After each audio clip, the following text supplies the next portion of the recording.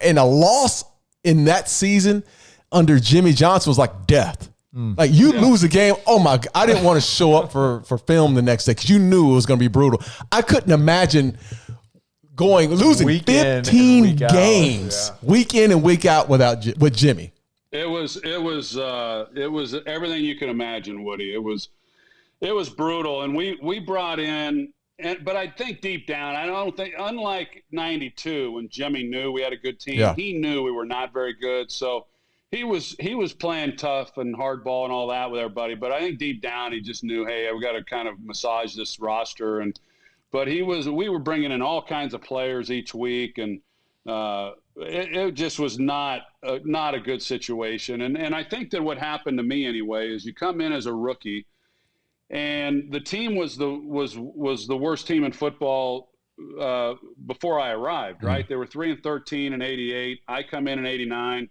And we're still the worst team at the end of that season, but you're not really, at least I wasn't. I'm not thinking I'm responsible for this. You know, I felt like I'm still young, I'm still learning, and heck, this team was bad before I even got here, you know. But year two, that's when I said, okay, now, you know, I have ownership in this, and it's time to get going. And so we started out, I was 0-11 as a starter my rookie year, and then fortunately we won week one of my second season against San Diego. So I got that out of the way. You know, I was able to finally win a game.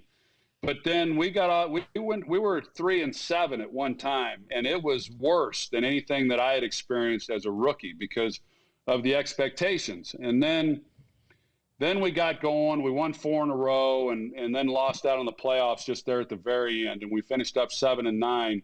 And then Norv Turner came in, and things changed quite a bit for us offensively. We got really good in a hurry, but Jimmy continued to kind of hold everybody's feet to the fire, like you said. And I've always said about Jimmy that, you know, as you know, we all three of you guys know, we all know it, that we've all been on teams, and it's a minority group of guys who are just hell bent on winning no matter what, you know, that they're just wired that way. And then others, you know, winning, everybody wants to win, but if we don't win, you know, what difference does it make? Who cares? We'll get them next week and all that. And Jimmy knew that. And so he was going to make life miserable for the team if you lost. And for those guys who just weren't totally on board with what it took to win. And so there was nobody, as you know, Woody, there was nobody who had more fun after a win.